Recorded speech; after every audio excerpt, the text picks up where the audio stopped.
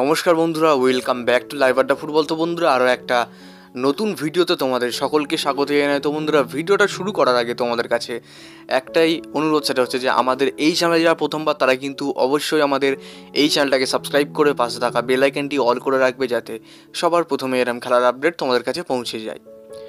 তো বন্ধুরা, এই ভিডিওতে তোমাদের কাছে মাত্র আমি 100টা লাইকের আশা রাখছি। তো আশা করছি তোমরা প্রত্যেক ভিডিওর মতন এই ভিডিওতে 100টা লাইক কমপ্লিট করে দেবে। এবং আমি দেখছি অনেকে আমার ভিডিও দেখছে কিন্তু কেউ সাবস্ক্রাইব করছো না। তো তাদের কাছে একটাই অনুরোধ, যারা কিন্তু ভিডিওটা দেখছে তারা কিন্তু অবশ্যই একটা করে সাবস্ক্রাইব করে দিও। তো বন্ধুরা, তোমরা থাম্বনেলটা থেকে অবশ্যই বুঝতে পেরে গেছো যে আইএসএলে কতটা ভয়ঙ্কর টিম হতে চলেছে মুম্বাই সিটি এফসি। তো তোমরা থাম্বনেলটা থেকে বুঝতে পেরেছো যে সিটি ফুটবল কিন্তু নতুন ভালো প্লেয়ারের উপরে নজর দিয়েছে এবং প্রায় মুম্বাই থেকে প্রায় সবকটা বিদেশিকে মুম্বাই সিটি ছেড়ে দেবে।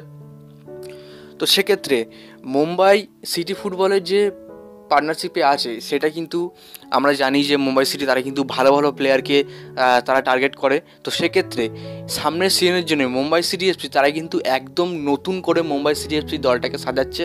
সেক্ষেত্রে শোনা যাচ্ছে যে 10 থেকে 11 কোটি টাকা, অর্থাৎ 10 কোটি টাকার একটা প্লেয়ার মুম্বাই সিটিতে আসতে পারে এবং সেই প্লেয়ারটা কিন্তু প্রিমিয়ার লিগের প্লেয়ার। এতটুকু খবর আমার কাছে আছে।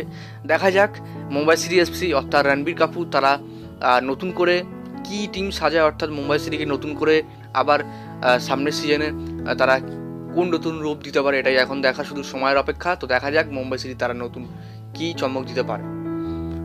তো বন্ধুরা, এরপর তোমাদের আপডেট দেবো মোহনবাগানকে নিয়ে। তো মোহনবাগানকে নিয়ে প্রায় অনেক খবরই বেরিয়ে আসে রোজ। তো সেক্ষেত্রে সব কটা খবর সত্যি হবে তার কোনো গ্যারান্টি নেই। তো আমার কাছে একটা খবর এই মুহূর্তে আসছে, সেটা হচ্ছে মোহনবাগান তাদের কিন্তু এই যে সামনের সিজনে তারা কিন্তু দুটো বিদেশিকে সই করাতে পারে। হ্যাঁ বন্ধুরা, দুটো বিদেশিকে সই করাতে পারে। একটা বিদেশি হতে পারে স্কটল্যান্ড থেকে এবং একটা বিদেশি হতে পারে এই আইএসএল থেকে, অর্থাৎ আইএসএল থেকেই যে কোনো টিম থেকে একটা বিদেশি সাইন করবে তারা। একটা হচ্ছে অ্যাটাকিং মিডফিল্ডের এবং একটা হচ্ছে রাইট উইঙ্গার। তো দেখো, আমি তোমাদেরকে একটা নিউজ কদিন আগে দিয়েছিলাম যে রায়ান উইলিয়ামসের থেকে কিন্তু মোহনবাগান তারা কিন্তু একটা টার্গেট করেছিল যে রায়ান উইলিয়ামসকে নিতে পারে মোহনবাগান, এমনটা কিন্তু খবর বেরিয়ে এসেছিলো।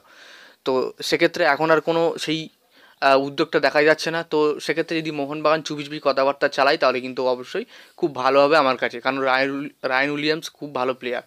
সেক্ষেত্রে মোহনবাগানে যদি রায়ান উইলিয়ামস আসে তাহলে কিন্তু অবশ্যই মোহনবাগানের খুবই উন্নতি হবে। এবং আরেকটা প্লেয়ারের যেটা লিগস পাওয়া যাচ্ছে সেটা কিন্তু স্কটল্যান্ড থেকে মোহনবাগান সেন্টার ফরওয়ার্ড প্লেয়ার আনতে পারে, অর্থাৎ ডবল স্ট্রাইকারে তারা কিন্তু সামনের মরশুমে খেলাতে পারে, অর্থাৎ ম্যাকলারেন এবং নতুন স্ট্রাইকার। সেক্ষেত্রে জেসন কামিংস তো স্ট্রাইকার, কিন্তু ডবল স্ট্রাইকারে মলিনা যাবে না, কারণ নিচের তাহলে ভরসা কে দেবে। অর্থাৎ জেসন কামিংস যদি ডবল স্ট্রাইকারে যায় তাহলে কিন্তু নিচে অর্থাৎ মিডফিল্ডারে একটু ফাঁকফোকর দেখা যেতে পারে। তো সেক্ষেত্রে ডবল স্ট্রাইকারে যাচ্ছে না। এবার ডবল স্ট্রাইকার যেতে পারে মোহনবাগান যদি আরেকটা স্ট্রাইকার সই করিয়ে নেয়। তো দেখা যাক মোহনবাগান তারা কী করে, সামনের মরশুমে তারা কতটা শক্তিশালী দল সাজাতে পারে। তোমাদের কী মনে হয় তোমরা অবশ্যই কমেন্ট বক্সে জানিয়ে দাও। তো যাই হোক বন্ধুরা, আজকের জন্য ভিডিওটা এতটাই ছিল। যদি তোমাদের ভিডিওটা একটুও ভালো লাগে অবশ্যই লাইক করে দিও। আমাদের এই চ্যানেলে প্রথমবারের জন্য হয়ে চ্যানেলটাকে সাবস্ক্রাইব করে পাশে থাকা বেল আইকনটি অল করে রাখো। ধন্যবাদ।